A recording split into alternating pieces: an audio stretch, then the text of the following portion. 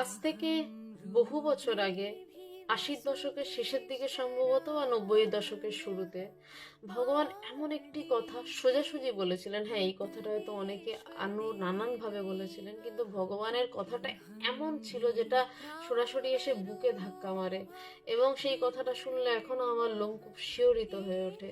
ভগবান বলেছিলেন, আমার ভাব এই যে আমি পাথরের ভগবানকে গুঁড়ো গুঁড়ো করে মানুষের মাঝে মিশিয়ে দিয়ে যাব, এতে যেন একচেটিয়া কারোর অধিকার না থাকে।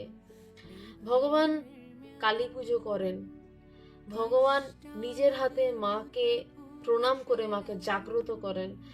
যেখানে ভগবান নিজের হাতে মায়ের কাছে খাড়া তুলে দেন, তাহলে কি তিনি মূর্তি পুজোর বিরোধী, যে বলছেন পাথরের ভগবানকে গুঁড়ো গুঁড়ো করে মানুষের মাঝে মিশিয়ে দেবো যাতে কারোর একচেটিয়া অধিকার না থাকে? আসলে দুটো বিষয়। এখন এক শ্রেণীর একটা অদ্ভুত মানুষ আমরা দেখতে পাই, যেখানে তাদের কথাতেই যেন ভগবান ওঠেন এবং বসেন, কিন্তু আমরা আসলে বুঝতেই পারি না যে এই ভগবানকে খোঁজার জন্য আমরা এই সব মানুষদের কে ধরে তাদের কাছে যেতে চাইছি। সেই ভগবান আদতে গুঁড়ো গুঁড়ো হয়ে আমার ভিতরে প্রতিটি অণু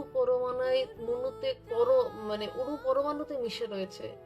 সেইটাই অদ্বৈত বেদান্ত, এবং তাতে নিজের উপর তো আমারই অধিকার, কারুর একচেটিয়া অধিকার নেই। তাই জন্যই ভগবানের এই কথার অবতারণা।